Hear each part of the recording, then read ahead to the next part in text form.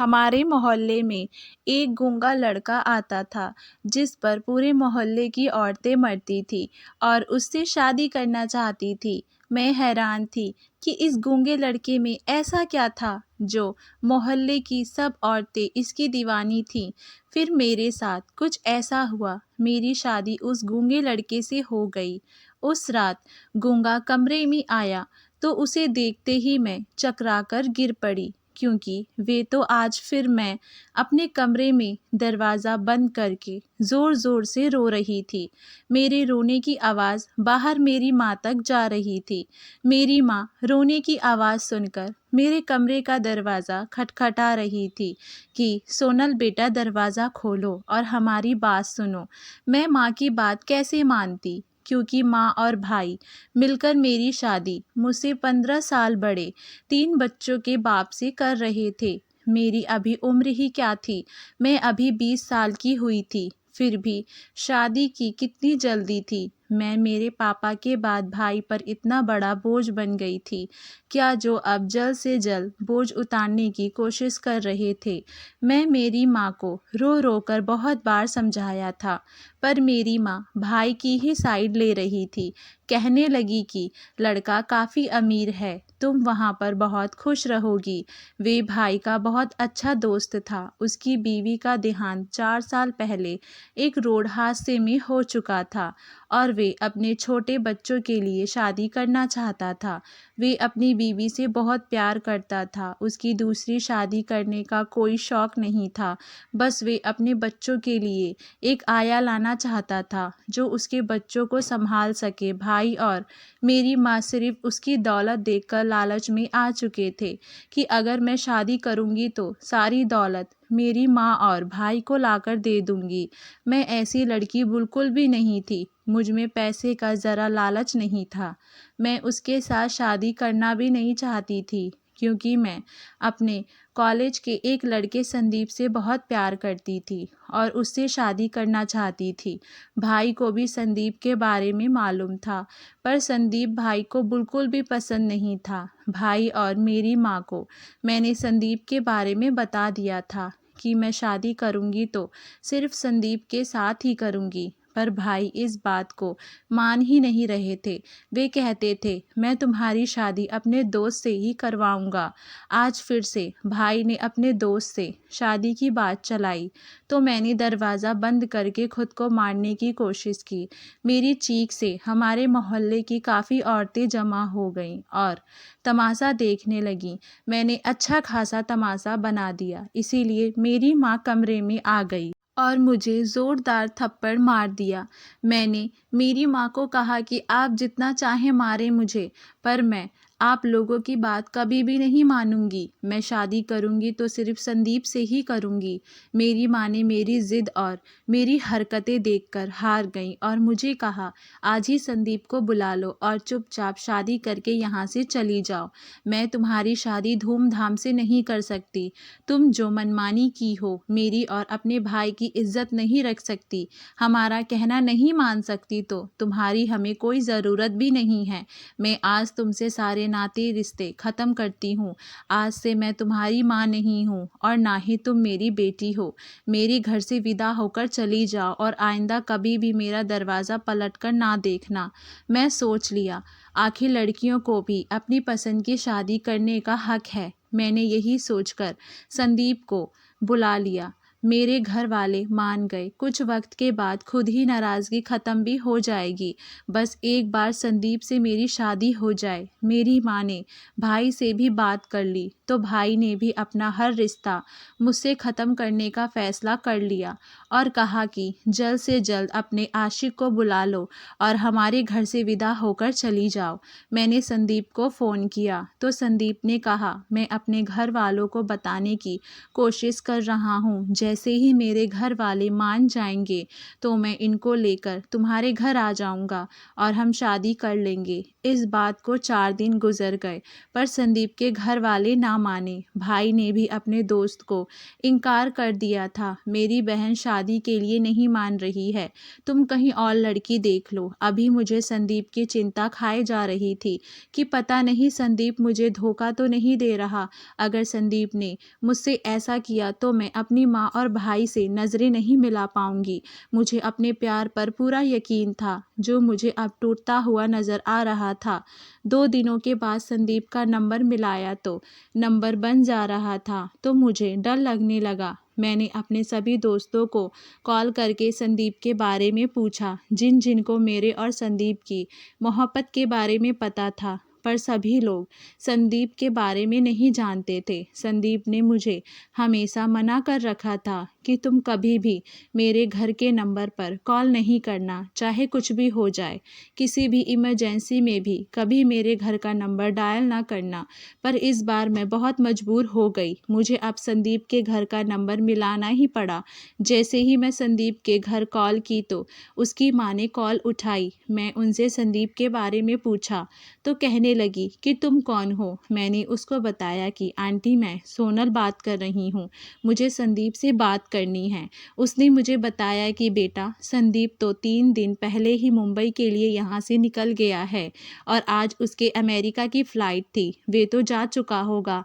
मैं संदीप की माँ से कहा कि संदीप भला अमेरिका क्यों गया है, उसने तो मुझे कोई भी खबर नहीं किया था कि मैं अमेरिका जाने वाला हूँ, तो अचानक उसका जाना कैसे हो गया, क्या कोई ज़रूरी काम आ गया था। तो संदीप की माँ ने मुझे बताया कि संदीप नौकरी करने के लिए चला गया है। मेरा दिमाग काम करना छोड़ दिया। संदीप ने मुझे इतना बड़ा झूठ बोला। मैं अपने घर वालों को बताने की कोशिश कर रहा हूँ। जैसे ही मेरे घर वाले राजी हो जाएं मैं तुम्हारे घर उनको लेकर आ जाऊंगा और हम फ़ौरन ही शादी कर लेंगे। वे अमेरिका जाने की तैयारी कर रहा था, इसीलिए वे बात को टाल मटोल कर रहा था। मैं टूटकर बिखर गई थी। संदीप ने मेरी मोहब्बत का मजाक बना लिया था। मैं अपनी माँ और भाई को क्या मुंह दिखाऊंगी, अभी ये सोचकर मुझे बहुत ही डर लग रहा था, क्योंकि भाई ने अपने दोस्त के साथ पहले ही मेरा रिश्ता करने जा रहे थे, उनको भी इनकार कर दिया था। अब मैं संदीप के धोखे के बारे में सोचकर दिन रात रोती रहती थी, क्योंकि मेरे पास रोने के अलावा कुछ भी नहीं था। भाई ने मेरी पढ़ाई भी छुड़वा दी थी और मेरा हमेशा के लिए घर से बाहर जाना भी बंद कर दिया था, क्योंकि मैं संदीप से हमेशा होटल कैफ़े वगैरह में मिलती रहती थी, तो भाई को ये सब चीज़ें से नफ़रत थी, इसीलिए उन्होंने मेरे घर से बाहर जाना बंद कर दिया था। मैं अब मेरी माँ को बताने वाली थी कि पड़ोस की एक आंटी से माँ को ये बात पता चल गई थी कि संदीप देश छोड़कर यहाँ से चला गया है। उसने मुझे बहुत बड़ा धोखा दिया है। मुझे नहीं मालूम था कि संदीप मेरे साथ ऐसा क्यों किया है। मैंने जाकर अपनी माँ से कहा कि मुझे संदीप ने धोखा दे दिया है, अब आप लोग जहाँ चाहें मेरी शादी करने के लिए तैयार हूँ। मेरी माँ ने मेरे गाल पर एक ज़ोरदार तमाचा दे मारा। तुमने धोखेबाज के चक्कर में मेरी और अपने भाई की इज्जत मिट्टी में मिलाई।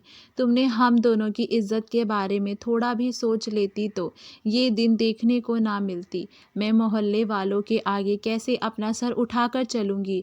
अब तो सबको पता चल चुका है कि तुम्हारा रिश्ता उसके घर से आने वाला नहीं है। तुमने हमें किसी काबिल नहीं छोड़ा। तुमने जिस तरह अपनी और मेरी बदनामी करवाई है, पूरे मोहल्ले में अब कहीं से भी तुम्हारा रिश्ता नहीं आएगा।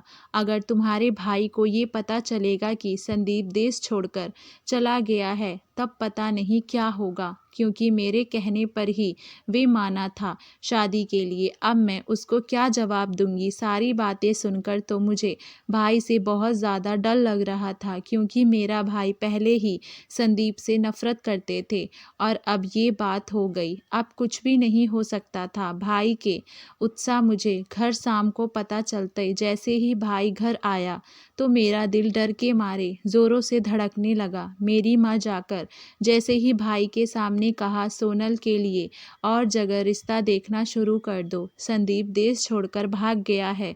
भाई बोल रहे थे कि मुझे तो पहले दिन से ही पता था कि वे लड़का ठीक नहीं है, पर आप लोगों ने मेरी एक ना मानी। मैं अपने दोस्त के साथ रिश्ता करना चाहता था, तब आप लोग माने नहीं। अब मेरा आप लोगों से कोई रिश्ता नहीं है।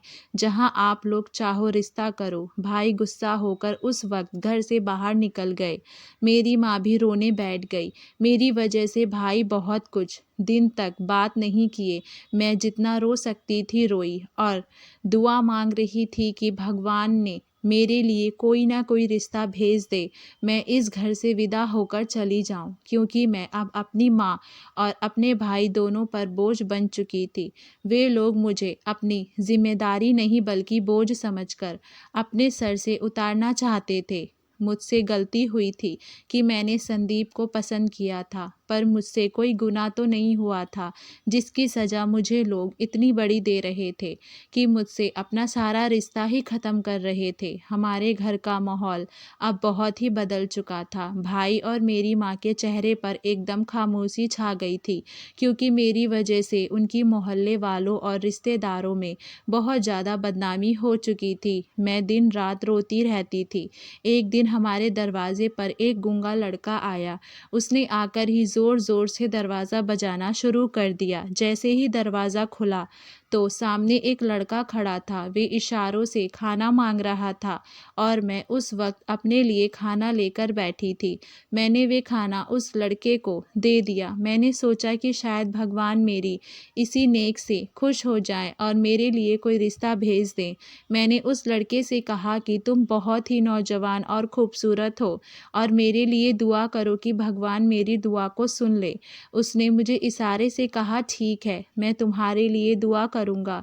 मैं उस लड़के से बात कर रही थी, तब हमारे मोहल्ले की एक लड़की, जिसके साथ मैं अपने दिल की हर बात शेयर कर लिया करती थी, वे सामने अपने दरवाजे पर खड़ी सब्जी वाले से सब्जी ले रही थी। मुझे उस लड़के के साथ बातें करते देखकर उसी वक्त मेरे दरवाजे तक मेरे पास आई और कहने लगी कि सोनल, क्या बात है? मैंने कहा, कुछ नहीं रानी, बस इस बेचारे गूंगे से दुआ करवा रही हूँ।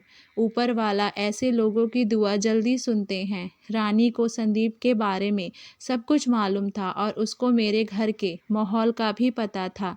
रानी मेरे भाई को पसंद करती थी और मेरे भाई से शादी करना चाहती थी। वे हमारे घर ज़्यादातर आती रहती थी। मेरी माँ से तो उसकी कुछ खास नहीं बनती थी, क्योंकि मेरी माँ को शायद वे बिल्कुल पसंद नहीं थी। इसीलिए मेरे पास बैठने के लिए आ जाती थी, ताकि किसी न किसी बहाने पर भाई को देख सके। जब वे गूंगा लड़का वहाँ से चला गया तो रानी मुझे कहने लगी, सोनल, क्या सोच रही है? मैं रानी से कही, मैं ये सोच रही हूँ कि मेरी प्रार्थना जल्दी सुन ले जाए। कहने लगी, ऊपर वाला क्यों नहीं सुनेगा? ये बेचारा गूंगा है और इतना खूबसूरत नौजवान है। तुम्हें पता है सोनल, मोहल्ले की आधी लड़कियां उसको देखने के बहाने से भीख लेकर आती हैं। ये लड़का हर शनिवार को इस मोहल्ले का चक्कर लगाता है और सारी लड़कियां उसको देखने लग जाती हैं। हम दोनों आपस में बातें कर रहे थे जब भाई मोटरसाइकिल पर घर आए और हम दोनों को दरवाजे पर खड़ा देखकर गुस्सा होने लगे। मैं अपने घर चली आई और रानी भी भाई को देखते देखते अपने घर के दरवाजे में घुस गई। भाई सीधे मेरी माँ के कमरे में चले गए और मेरी माँ से धीरे धीरे आवाज़ में बातें कर रहे थे। मैं दरवाजे पर खड़ी थी ताकि उनकी बात सुन सकूं कि भाई और मेरी माँ आपस में क्या बात कर रहे हैं, पर वे दोनों इतना ऐसे बोल रहे थे कि मेरे कान तक कोई आवाज़ नहीं आ रही थी, क्योंकि वे दोनों कमरे में अंदर बैठे थे और मैं दरवाजे पर खड़ी थी। मैं दिल ही दिल में यही सोच रही थी कि शायद दुआ करवाई है वे पूरी होने जा रही है। मुझे पूरा यकीन था कि भाई माँ मेरे रिश्ते की बातें कर रहे होंगे, वरना भाई इतना धीरे धीरे बातें नहीं करते थे। कुछ देर बाद मैं रानी के घर गई। जैसे ही मैं रानी के घर से निकली निकली तो पड़ोसियों के दरवाजे पर वे गूंगा लड़का बैठा था, जहाँ पर 4 लड़कियाँ और भी खड़ी थीं। ये देख मैं रानी के घर से जल्दी अपने घर आ गई, क्योंकि मुझे यकीन था कि वे गूंगा लड़का दरवाजे पर चक्कर ज़रूर लगाएगा। आखिर उसकी दुआ जो रंग लाई थी। मैं यही सोचकर गूंगे लड़के का इंतज़ार में खड़ी थी। जब वे आया तो मैंने उसको पूरे 1000 का नोट थमा दिया और इशारों से कहा, तुम्हारी दुआ का ही असर है, मेरे साथ अच्छा हो रहा है। 1000 का नोट देखकर खुश हो गया और मेरे लिए हाथ उठाकर दुआ मांगते हुए वहाँ से चला गया। मेरे साथ काफ़ी हद तक अच्छा हो गया था। इस बात को तकरीबन 3 महीने गुजर गए थे। वे लड़का हमारे मोहल्ले में ना आया। एक दिन माँ के पास बैठी थी, जब मेरी माँ मुझसे शिकायत कर रही थी कि बेटी, आजकल तेरे रिश्ते के लिए तो तेरा भाई और मैं बहुत परेशान हैं। अगर तुम वे रिश्ता ना ठुकराती तो अब सब अच्छा होता। अभी मेरी माँ की बातें चल रही थी कि भाई मेरी माँ के पास कुछ सामान लेकर आए, जिसमें एक लाल जोड़ा और कुछ मिठाई के डब्बे थे। भाई ये सामान आखिर क्यों लाया था? भाई ने माँ से कहा, जल्द से जल्द उसको सोनल को पहना दो और उसको तैयार कर दो, मैं लड़का देख लिया है। माँ ने कहा, अच्छा बेटा, मैं उसको तैयार करती हूँ। वे लड़का मान गया है। चलो शुक्र है। माँ ने मुझे कहा, बेटा ये लो, जल्दी से पहन लो। मैं कुछ भी बोल ना सकी। मेरी शादी किसके साथ होने जा रही थी मुझे कुछ मालूम नहीं था। सब कुछ पूछने का हक तो मैं खो चुकी थी। पहले भी एक रिश्ते से इनकार कर चुकी थी, उसके कारण मैं भुगत चुकी थी। मैंने तो अब ये सोच लिया था कि अब जिसके साथ भी भाई मेरा शादी करेंगे, चुपचाप कर लूँगी। भाई मेरी शादी एकदम सादे तरीके से करने वाले थे, ना बाजा ना मेहमान थे। मेरी माँ और भाई बहुत ही खुश थे, इसीलिए मुझे लगा शायद इस बार पहले से भी ज़्यादा अच्छा रिश्ता भाई मेरे लिए लाए होंगे। थोड़ी देर में लोग हमारे घर आ गए तो भाई ने उन्हें बैठने को कहा, फिर चाय और खाने को कुछ दिया, क्योंकि वे लोग कोई ज़्यादा नहीं थे, बस कोई 10 लोग थे। जिसके बाद भाई और मेरी माँ मुझे उनके सामने ले गए, जहाँ पर मेरा होने वाला पति और बाकी मेहमान बैठे हुए थे। हमें बस पंडित का इंतज़ार था। मैंने एक नज़र उठाकर भी अपने होने वाले पति को नहीं देखा था, क्योंकि जैसा भी था अब मुझे मंजूर था। संदीप के धोखे के बाद मैं अपनी माँ और अपने भाई को किसी के लिए भी मना करने के बारे में सोच भी नहीं सकती थी। मेरी शादी हो रही थी। उस समय मुझे संदीप की बहुत ज़्यादा याद आई थी, क्योंकि मैं संदीप से बहुत ज़्यादा प्यार करती थी। मैंने अपनी सारी ज़िंदगी संदीप के साथ ज़िंदगी बिताने के सपने देखे थे। भले ही संदीप का प्यार मेरे लिए झूठा था, लेकिन मेरी मोहब्बत बिल्कुल सच्ची थी। आज अगर संदीप मेरे साथ शादी कर लेता तो मैं ज़िंदगी की खुशकिस्मत लड़की खुद को समझती, लेकिन वो तो धोखा देकर यहाँ से भाग गया था। थोड़ी देर के बाद पंडित भी आए, जिन्होंने हमारा शादी करवाया। शादी हो जाने के बाद सारे लोग वहाँ से चले गए, सिवाय मेरे पति के। कुछ देर के बाद माँ ने मुझे गले लगाकर सिर्फ इतना ही कहा, बेटी मैं तुम्हारे साथ अच्छा नहीं किया। मैं माँ को कहा कि माँ, आपकी कोई भी गलती नहीं है, जो गलती है सब मेरी है। मैंने अपनी ही गलती की सज़ा भुगत रही हूँ। आपको माफ़ी मांगने की कोई भी ज़रूरत नहीं है। पर वे मुझे कुछ बोल नहीं रहे थे। मैंने अपने भाई को कहा कि भाई, मेरे दिल में आपके लिए भी कोई गिला नहीं है, मुझे माफ़ कर दीजिएगा। मेरी वजह से आप लोगों ने बहुत ही बदनामी उठाई है। मुझे इस बात का बहुत ज़्यादा दुख है। इसके बाद कुछ ही देर में भाई ने मुझे और मेरे पति को एक गाड़ी में बैठा दिया और गाड़ी चलने लगी। मुझे नहीं मालूम था कि ये गाड़ी कहाँ जा रही है, क्योंकि चलते चलते वे गाड़ी रास्ते के एक सुनसान जगह पर जाकर खड़ी हो गई। मैं सोच रही थी कि गाड़ी यहाँ पर क्यों रुकी है और हम लोग यहाँ पर क्यों आए हैं। तभी मेरा पति गाड़ी से उतरा और कुछ बोले बगैर गाड़ी का दरवाज़ा खोल दिया। मैं गाड़ी से उतरी तो वे मुझे एक झोपड़ी में ले गया, जहाँ पर एक छोटा सा घर था। ये देखकर तो मेरे पैरों तले से ज़मीन निकल गई। मेरे भाई और मेरी माँ ने मुझे झोपड़ी में रहने वाले से शादी किया था, क्या वे लोग मुझसे इतना तंग आ गए थे? मैं अपनी किस्मत पर रो रही थी। इस झोपड़ी में इतना ज़्यादा अंधेरा था कि मुझे वहाँ पर कुछ भी नहीं दिखाई दे रहा था। ये देखकर मेरा पति एक मोमबत्ती और माचिस ले आया और जैसे ही मोमबत्ती जलाई, कमरे में हल्की सी रोशनी हो गई। उस लड़के को देखकर मेरी तो जान ही निकल गई, क्योंकि वे तो वही गूंगा लड़का था जो अक्सर हमारे मोहल्ले में आता रहता था। मैंने एक बार उसे दुआ भी करवाई थी कि मेरी शादी जल्दी हो जाए। वही लड़का जिस पर हमारे मोहल्ले की सारी लड़कियां मरती थी। मैंने उसको देखकर जैसे ही सवाल किया, क्या तुम मेरे पति हो? तो उसने इशारे से कहा कि हाँ, मैं तुम्हारा पति हूँ। और उसने मुझे कॉफ़ी पर लिखकर बताया, जिस दिन तुमने मुझे दुआ करवाने के लिए अपने दरवाजे पर मुझे रोका था, उसी दिन तुम्हारे भाई ने हम दोनों को देख लिया था। तुम्हारे भाई ने मुझे तुम्हारा आशिक समझ लिया था। उसने तुम्हें तो कुछ ना बोला, पर मुझे बहुत ज़्यादा मारा और कहने लगा कि तुम्हारी हिम्मत कैसे हुई हमारे दरवाजे तक आने की। मैंने उसको लाख समझाने की कोशिश की, मैं तुम्हारा आशिक नहीं हूँ, लेकिन उनको यकीन ना आया। वे देखकर यही समझा मैं तुम्हारा आशिक हूँ और भेष बदलकर तुमसे ही बात करने आया हूँ।